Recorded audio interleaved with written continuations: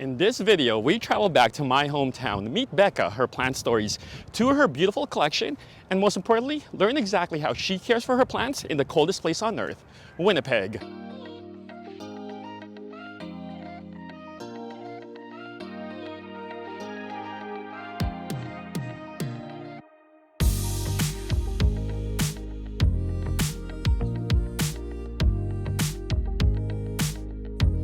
Hey guys, welcome back, and I'm so excited that Becca, her plant stories, invited us to her lovely home to share with all of you and with me her secrets on how she keeps her plants alive, pretty much. My secrets.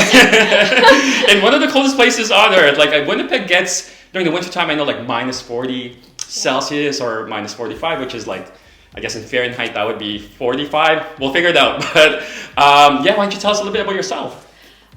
So my name's Becca. I'm Her Plant Stories on Instagram. I obviously grow plants. I have a cute little kitty as well, but you guys are probably not going to see him today because he's very skittish, so he's probably hiding somewhere. And I guess I'm a dental hygienist in real life, and on the side I just have this as my hobby, and it's been a great hobby for the last, I think, 3 years now. Nice. It's coming up to 3 years since I seriously picked it up. So what made you pick it up? Like what kind of motivated you? Or Well, I'm sure a lot of us can relate to this, but it was definitely during the pandemic. Okay, so she's a pandemic mom. Yeah, Okay. I'm a pandemic Plant plant mom. parent. Yes, 100%. Like I grew up with plants. I grew up in the Philippines, and it's a tropical country, so like there's plants everywhere, right? And in a way, I almost took it for granted at the time because it's just everywhere. So I'm like, okay, whatever. My grandmother has always grown plants. Okay. My mom kind of grows houseplants as well. Nice. So I kind of grew up with it, but during the pandemic, I think I was just bored. Yeah. And also stressed Okay. because I'm not like first line healthcare, but I'm still technically in the healthcare field. So there were so many changes, like constant changes, and you're always having to adapt to that. And it was just getting so stressful. So I needed like an outlet.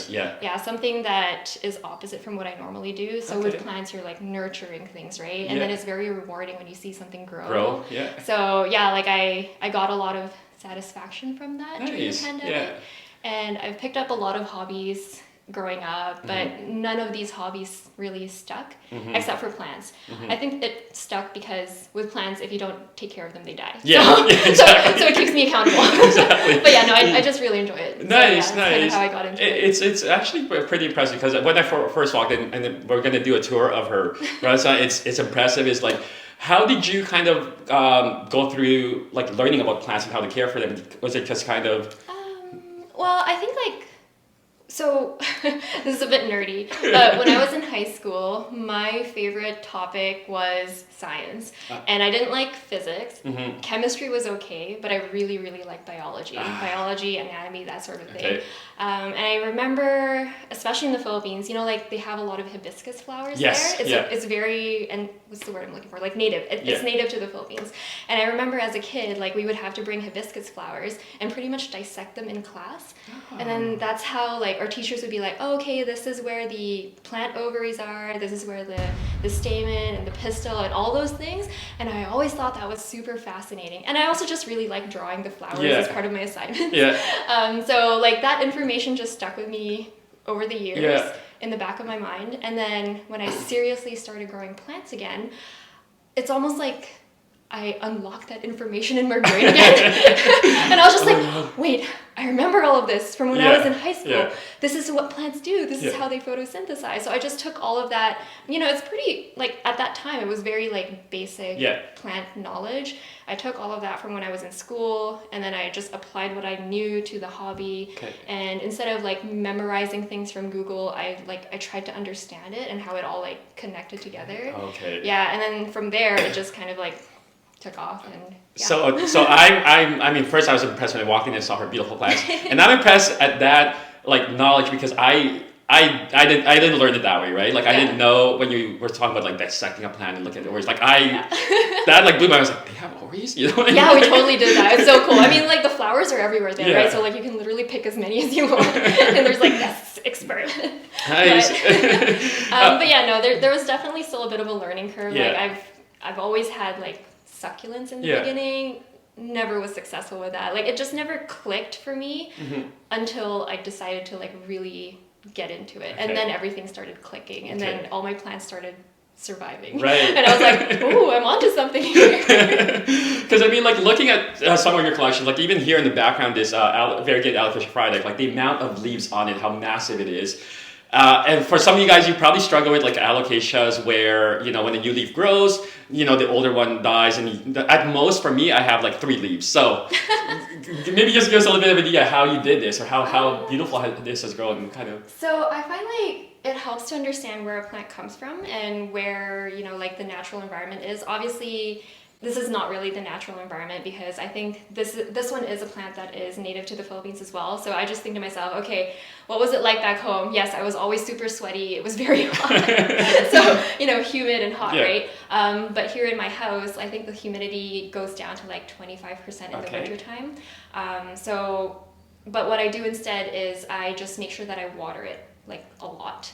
So as long as plants get the moisture that they need from the roots, even if the humidity is low, they'll be fine.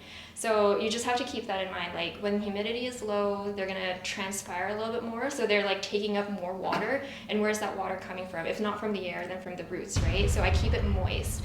So that's what I do. So I think this one, even though it's really large, I would probably water it maybe even like once every 4 days. Wow. Okay. Which is pretty often. No. So like guys, I'm learning so much right now because there's this like concept that, you know, during the winter time you need to increase your humidity and you got to water less. And this is a great example where you don't. It's the opposite. So water every 4 days. Right now, yeah, I think that's the average. And I just recently repotted that too. So it's not even like root bound, but it just takes up so much water to sustain the amount of leaves. And then I fertilize it every time I water it too. So yeah, it just needs the nutrients, it needs the water, and then it'll be fine. And lighting. So lighting's pretty important, but I'm not a pro at lighting. It's too technical for me. Well, okay, so your plant here right now, and for all of us, you know, just plant people who just have very general knowledge of lighting and all that, like we look at it from a direction perspective. Like which direction does your window face here? So I'm very lucky. I have south-facing windows.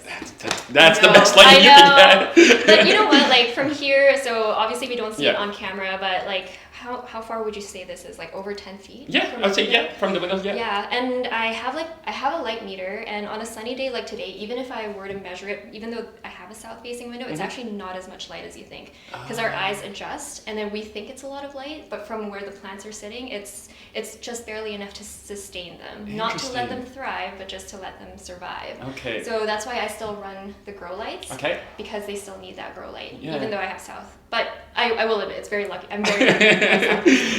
And we were talking about this earlier, how comparing like different cities and during the winter time, like I find Winnipeg is quite sunny during the winter time, where it's not as depressing as in BC or in Toronto. So do you find that that's the case here? Do you find it quite sunny during the winter? Yes, yeah. So I think some of your followers and maybe some of my followers know too, but like I moved from BC and that's where I started the plant hobby. It was very dark. I did not have south-facing windows. I had north-facing windows. I lived in a townhouse. All the houses were cramped, so like everything was just under shadows all the time. So definitely needed grow lights. And the watering was a little bit different too because the lighting wasn't as good. So the plants weren't photosynthesizing as much. So I did actually have to cut back on watering in the wintertime. But it's totally the opposite here. Like I have to water more. Interesting. The other things I've seen on your pages as well is Anthuriums. Like you love Anthuriums. You guys know I love Anthuriums. I'm not as fortunate with caring for them, so. I don't know about that. I don't think I am too. But kind of like, what's your secret with just at least maintaining them, or how do you keep them alive at this point? So I will admit, it is a work in progress for me. I was very discouraged for a little while with Anthuriums because I was doing so good, and then when I moved from BC to here, all of my Anthuriums got fungal problems. So I was very sad, and you know, when plants are ugly, it's harder to like invest the care into them. So I held off on Anthuriums for a long time. It's only recently that I'm starting to like get back into them, but I'm always just a little scared, you know? So I definitely baby them more than the rest of my plants here on the shelf. Like I do have a couple Anthuriums here in room humidity, and thankfully they're okay. But like these ones are in like cloches and glass domes. I have a couple, well, more than a couple, in my tent in the basement, which you'll see later. Yeah, so it's an experiment. I do find that, especially these ones on the shelf, like they really need to be watered. Yeah. Like often. If I miss a watering, you're gonna start seeing like crispy edges along the leaves, which is not very nice. They are not as forgiving with lack of air circulation. So like you 100% need to have good air circulation, or else you're gonna get those fungal problems that I talked about. And I am traumatized. Like I don't want to deal with that anymore. Interesting. Okay. Yeah. I mean, like even you talk about the crispy edges. Like I guess my thought process and most people's thought process, crispy edges is a sign of like overwatering. It could be. Yeah. But from an Anthurium's perspective, because it requires so much water, if you do less watering, you get more of the drier, crispy side. That's what I've found for like my environment at least. Yeah. If I miss the drying, then yes, I'll get crispy edges. Like this one here, I have the nice one facing forward, but the back, like you can see the leaves started crisping, and this was because I missed. I think I missed watering this for like 2 days, and then it just started, and then it didn't stop. so I'm like, oh no, okay, let me just like turn you around so I can only look at the pretty side. Yeah. What's the name of this one? This one's a hybrid. I think this one is a Hoffmanii forgetii. Oh, nice. So yeah, that's the cool thing about Anthuriums though. Like you can really hybridize them, so you can get like all the different traits. And it's like a surprise every time. Yeah, so, different species for sure. Yeah. You have Hoyas. I see some philodendrons. Obviously, alocasias and Anthuriums. What's your favorite kind of family or genus? I think for ease of care, it's actually philodendrons. Well, I feel like there's a reason why they're very popular as houseplants, right? It's because they are relatively easy to care for. Like I would say they're my favorite. But specifically the variegated ones. Yeah, I was going to ask which philodendron is your favorite then? Right now, let me think. For the ones that I currently have, it would either be like my white princess back here, or the philodendron Florida Beauty. Yeah, and I just like it when they're variegated because every leaf is a surprise, right? Like you never know exactly what you're gonna get. So it's keeps it interesting. But also easy to care for. Yeah, so I'm all about that. What's the most difficult plant that you found really hard to care for that you? Anthuriums. but you haven't given up on it. Unfortunately, I've kind of given up on it. But I think to your point, it definitely does require a lot of work and a lot of attention, right? Yeah. Hoyas are beautiful. I mean, I see them and I can't wait to even learn about some of them. What's your favorite Hoya? Ooh, my favorite Hoya. Okay, right now, I'm just going to bring it up. Yeah. Okay, so this one. This is my Lacinosa mint coin. Yeah, it's my favorite. It's not blooming right now. It had a few blooms, but they all dropped right before you came. Oh, really? Okay. Because they're already done blooming, so that's the only reason why. How do you get yours to bloom? Because I have Hoyas and mine hardly blooms. You know what? My theory is sometimes when they get thirsty enough, but not too thirsty. So if you like put them through a little bit of stress, they're going to bloom. And I read somewhere that they do that because they're trying to basically perpetuate the species. So they're like, oh my god, I'm about to die. I better like make babies. I'm gonna bloom. Yeah. So sometimes I find like when they're thirsty, all of a sudden I'll see like a peduncle, and a couple days later it blooms, which is super interesting. And then I think I almost want to say like using the right fertilizer too. So like depending on the NPK, I think it's like the P, phosphorus. Yeah. I think that's it. I don't know. Correct me if I'm wrong. But one of them supposedly is better for bloom. So like I use a Hoya specific fertilizer for my Hoyas that I don't use for all the other plants. And interesting. So I get pretty regular blooms on this one, and I just love it because it's so silvery. It's so beautiful. And the way it trails is just it's gorgeous. I don't have this in my collection. I'm just kidding. Do you want to cut it? I mean, I've got tons to spare. Oh wow, thank you. I'm just kidding. It is my favorite. Also, it's I noticed your pink princess. The pink princess philodendrons I've seen are not pink. This one's super pink, and then your other one's super pink. How do you do it? That one, you know what? I get that question a lot. So there's no real secret to how to get it more pink. Okay. I think you have to start with like a good stock plant. So my pink princesses, I waited a very long time to find them. I waited a long time to find the right one. Okay. And what I look for is basically whether or not that plant is showing pink already. Okay. So I don't know, how many different cultivars there are out there. There's so many different kinds now. There's like marble, galaxy. Like, right. I don't know if they're any different from each other. I just know that when I look for one, if it's already showing pink, then that tells me, okay, it's going to continue to be that pink. Just because of the way the cells. Yeah. I'm sorry. No, I love this. This is so new. This is. Yeah, so it's not about the light that you give it. It's not about the fertilizer. It's about like the actual genetic potential that's already there. So like, it's called chimeric variegation. Okay. So basically, within the same plant, there are two different kinds of cells already. So you've got variegated cells and non-variegated cells. So if you buy or if you have a plant that's already displaying a good combination of those two cells, there's a very good chance that it's going to continue to grow like that. But if you buy like a pink princess that's, you know, not highly variegated and you're hoping you can get it more variegated by blasting it with light, that's never going to happen. Yeah. So you have to start with a good mother plant, basically. So yeah, I spent a long time looking for mine. Okay. I got very lucky that I found the ones that I have. But yeah, that's that is great information. So there you guys have it. That is how you get your pink princess pink. Is you start off with a pink princess, I guess. Basically, yeah. Sorry guys, no real secret there. Oh my gosh, man, this is so cool. So there is that plant that I see on your table, and I love plants that they're called something. Codex? Yes, I love codex plant. Yeah, potatoes. Tell me a little bit about this one. I think there's a bit of a controversy behind these ones. So I think nowadays they're saying that they're poached. So whatever is in the market is unfortunately poached, but I got this one before that. Okay. So now that I have it, I'm just determined to keep it alive so that, you know, I don't take it for granted, right? But anyway, yeah, so this one's pretty cool. It's in pond, so it's a self-watering setup. I just guesstimate how much water I put in there. The bulb holds moisture as well, so if you do forget to water, it's pretty forgiving because it stores water in the bulb. Right now it's only down to a single leaf. I've heard that it can go dormant over the winter months. I think this one is on its way because the leaf is actually looking a little bit more yellow than what it used to. Right.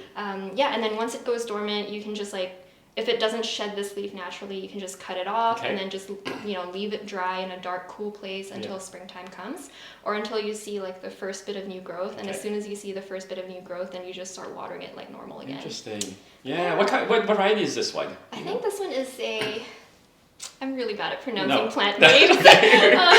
So I think this one used to be called Stephania nova, and now it's a Kawisakii. Okay. We're gonna put a little title there. We're gonna look it up. We'll just put caption. You touched on your medium for this one, which is pond. Do you have different mediums that you use for certain plants, or what's kind of your go-to? My go-to is chunky mix. Yeah, like just a chunky, well-draining aeroid mix, basically. But occasionally I like to experiment. So yeah, some plants, if I feel like, okay, you know what, I'm not too scared of losing you, then I'll put it into pond, which is bad. I feel like pond is more forgiving. If you're not good about watering, it is more forgiving is what I've heard. Yeah, so I really just base it on my whims. That's good. But you can't go wrong with a chunky mix for anything. Exactly. And that's what I learned as well too when it comes to experimenting. But I've never experimented with pond, but I hear a lot of people like swear to it that it's great. So do you have any challenges with pests aside from your, you know, infestation with your old Anthuriums? So, knock on wood. Thankfully, I have not had any problems with pests recently. I did have a problem with thrips, but thankfully it was only isolated to one plant. So I basically just like cut all of the leaves off. It's just so much easier to start from scratch. I know it hurts, but it's either that or risking the rest of your collection, right? So I cut all the leaves. I replaced the soil, isolated it for I think a few months, just in case there's another generation that pops up. Like I want to make sure I catch that. And then when the first new growth without any damage came up, then I'm like, okay, you can go back into Gen Pop. So I had thrips for a little bit. I had spider mites not too long ago, especially in my cabinets. I was so sad, but at the same time, silver lining, at least it was just in my cabinets. So in a way, it was already isolated. So I didn't have to worry about all of this. For the spider mites, I find like one of the best treatments actually is regular showers.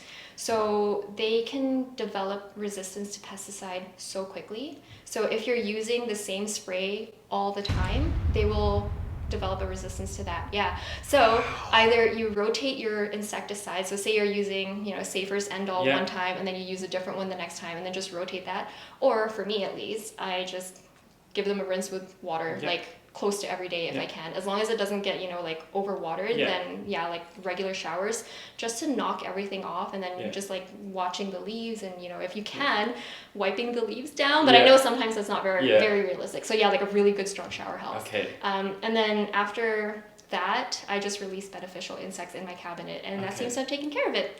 Wow.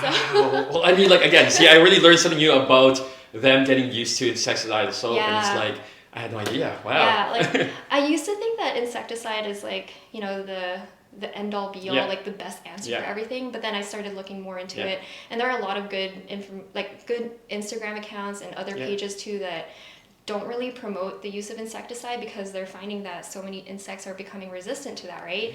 And then what happens if you get like a major infestation, but none of your insecticides work anymore? Like what happens then? So I'd rather just if it's a minor infestation, I'd rather just treat it more conservatively, and then bring out the big guns if I really have to later on. Yeah. Interesting. Yeah, that's kind of the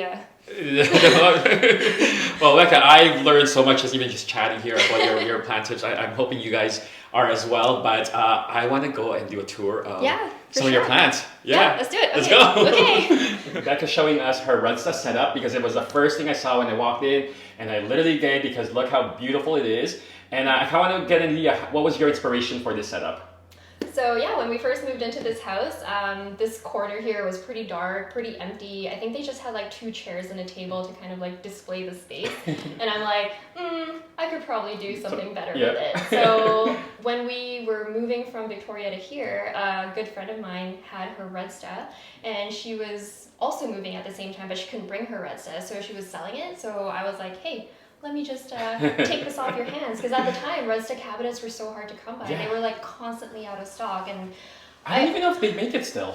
I think they do. I mean, I could be wrong, but I want to say they do, because that would be such a shame. I know. I know the meals for a while, it would just like disappeared. Oh my god, it was so hard to find. And like I remember on Facebook, people would be like, guys, there's like 10 in stock, and then 10 minutes later they were all gone. So so I'm like, okay, let me buy your red stuff. I will buy it. I will move it. I will take it with me. And then I set it up when we moved here, and I only had the one at the time, but it looked really good in this space. Like it just like lit it up so nicely, and the plants looked so pretty in here.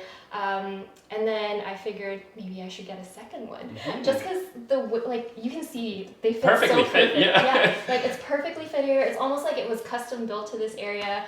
I bought a second Redsta, set that one up too, and they've been here ever since. Nice.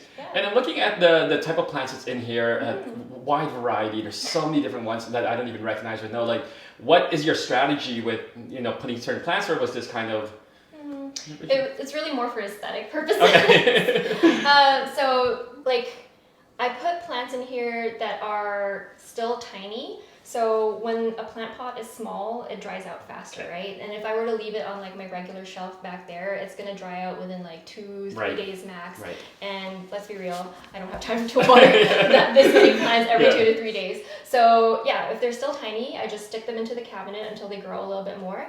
I noticed that your Redsta here isn't like properly, like perfectly lined shelving. It's a very nice kind of like, I don't know, as if you walked into like a jungle and you just saw all these plants and it's just like popping out of nowhere. Yeah, and I decided right from the start that that's how I wanted it. Like I know that the nice clean shelving look, that's a thing too, and to each their own. But personally, I just want the plants to like, I know it's not quite like nature, but like as close to nature as possible, right? Like in nature, plants are beautiful, but they're not like lined up in a shelf. So I wanted to do that. I wanted to like arrange it in such a way that they also complement each other and that they all look good in the same space. That's. Sure.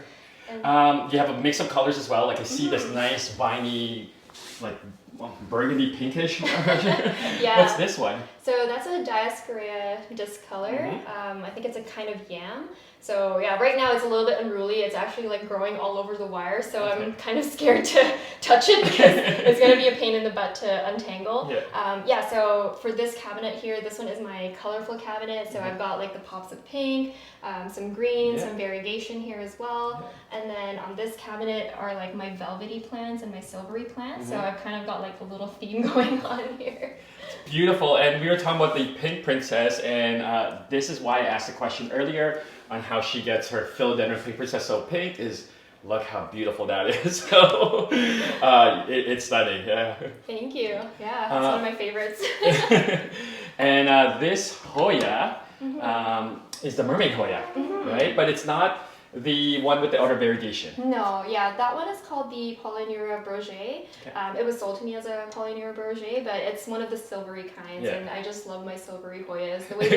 The way the light bounces off of them, I'm just like, chef's kiss. And then this one, what is this one? That one is a Ceratostema rauhii. So I imported that one last summer from Equigenera, I believe.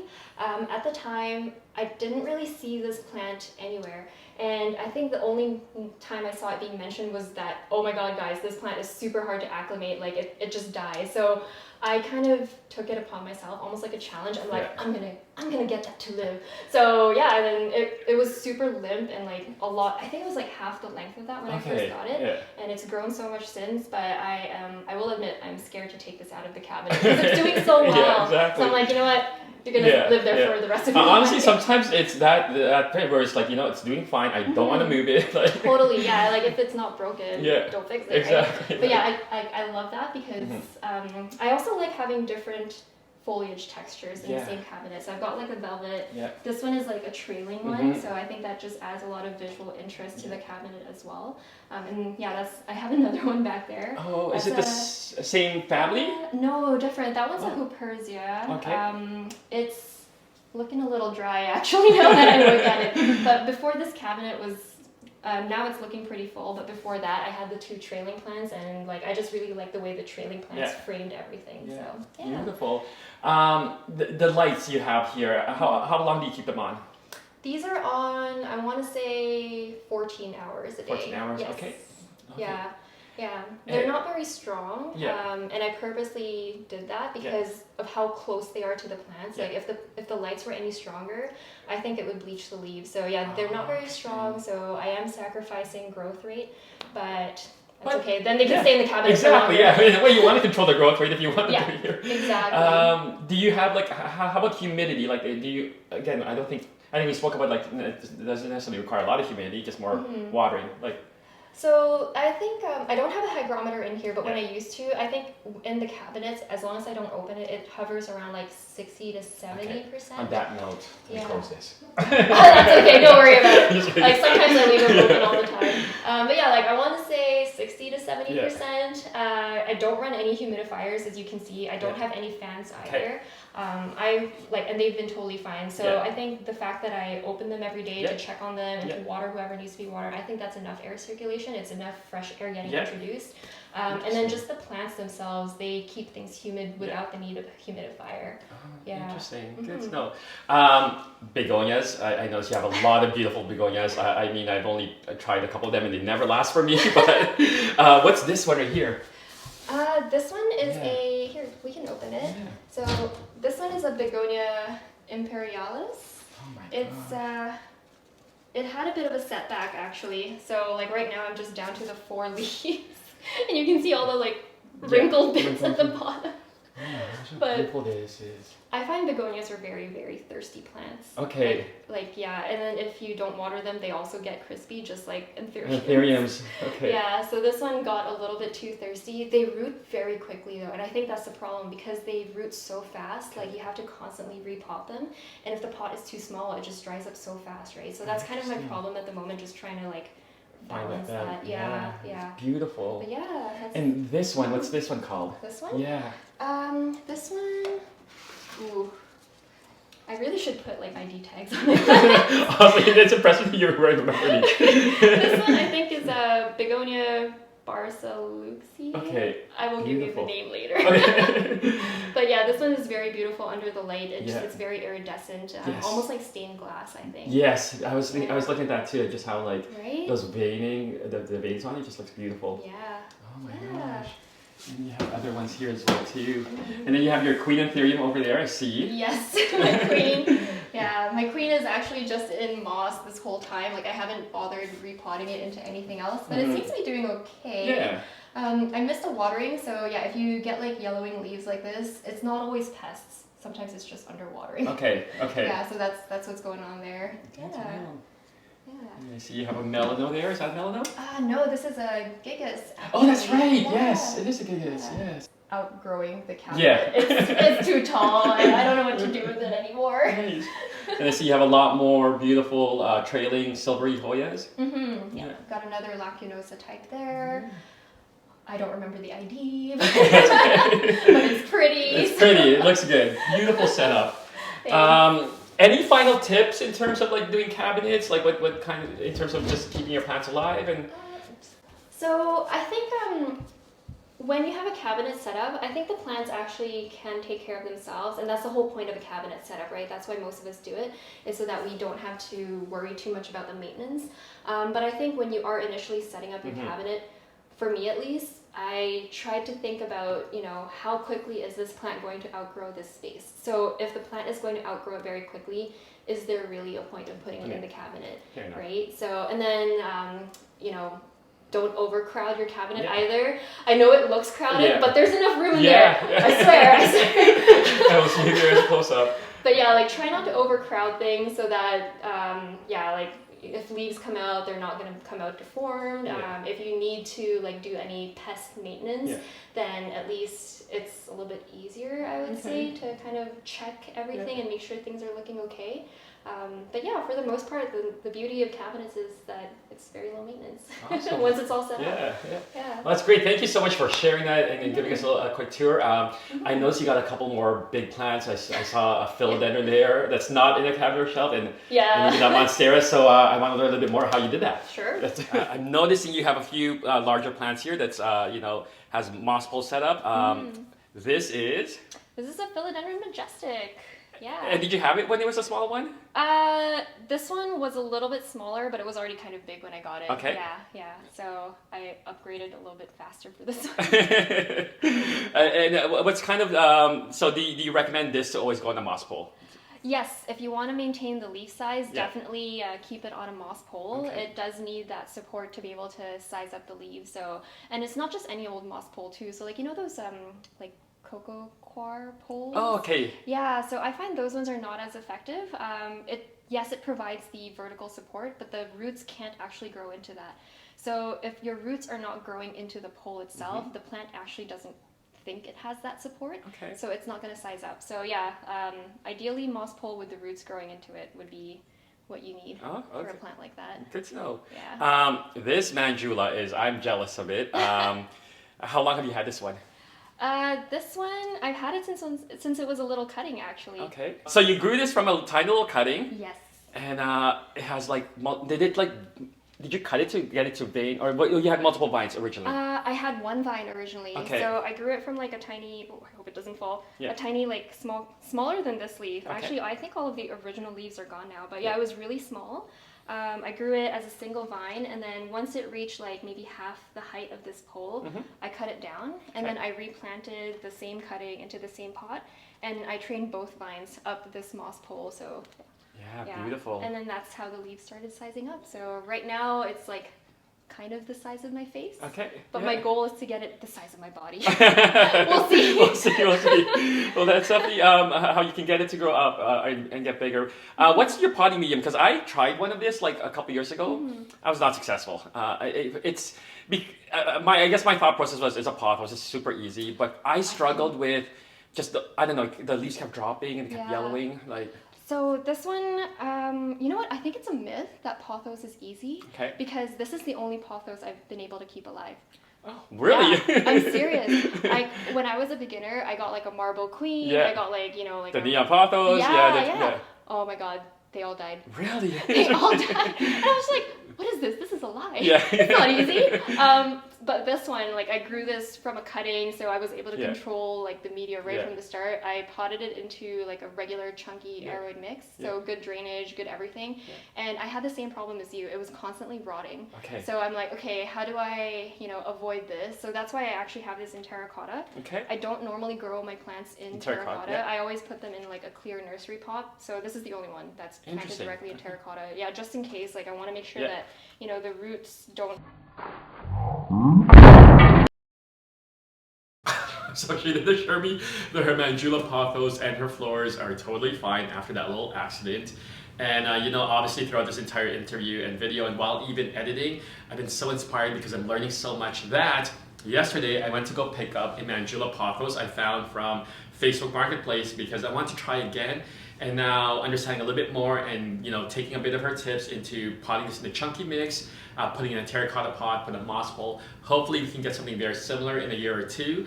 And if you guys are enjoying this video and also learning a lot from Becca, comment below and let me know and give it a thumbs up because we want to do a bit more of this traveling plant series. And let me know also who we should visit next. But until then, let's get back to the video.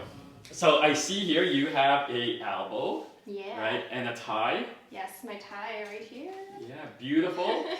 You grew this from a small one as well, or? I did, yes. Okay. I grew it from a mid-cut. It did have new growth. So this one here in the middle, my husband actually bought it for me. So this is the one that I got as a mid-cut. He bought this right before we got engaged, so I like to call it my engagement elbow. Yeah, so it was a very tiny plant.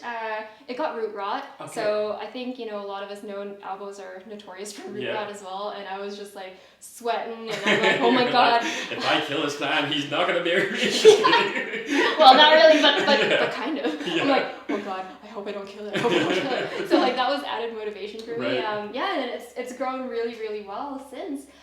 This one was, I got this one last summer, but it was probably only this big last time.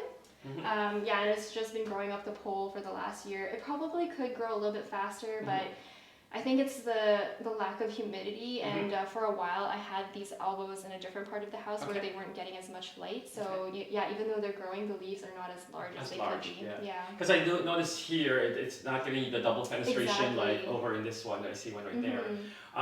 One thing I noticed is your elbow is a single vine and it's climbing straight up. I know some people like the full look, the multiple vines. Do you? Assuming you like this look? Or? I like both looks. It's just that I think for the purpose of saving space. Yes. Just saving space. I just need them to grow up because there's more vertical space than there is horizontal, right? So I'm like, oh. And Monsteras are known to just grow out wild and just out space. Yeah, I know for sure. And once the stems harden off, it's really hard to like bend them the way you want them to go, right? So I'm like, okay, let's just go straight, guys. Go straight. And the medium use, chunky mix? Chunky mix, mix. There you go. I'm all about the chunky mix. Cool. Any other Monsteras you have that you don't have yet? Like a favorite one? I know a lot of people like the, I think it's called Arias. Yes. Yeah. So I would like to try my hand at growing them, more so just to see if I'm up to the challenge. But I do prefer white variegation over yellow variegation. And that's just a me thing.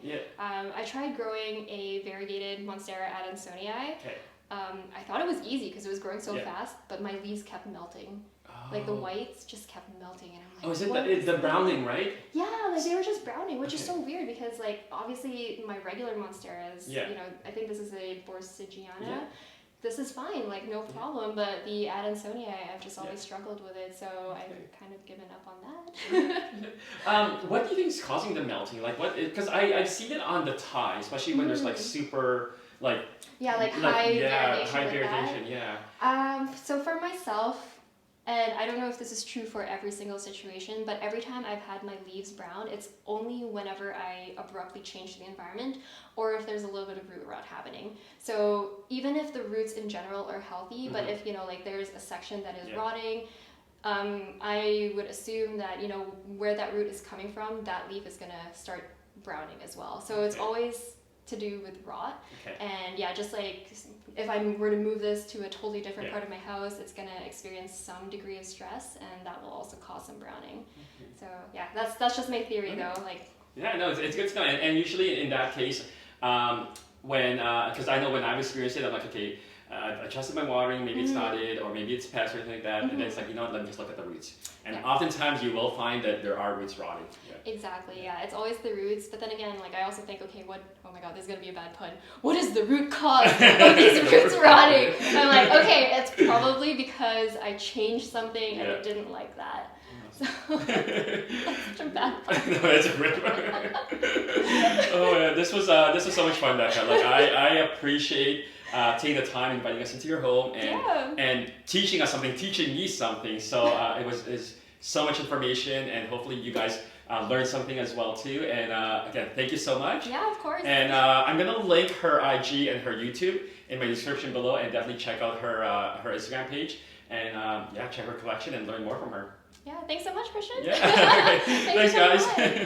Bye.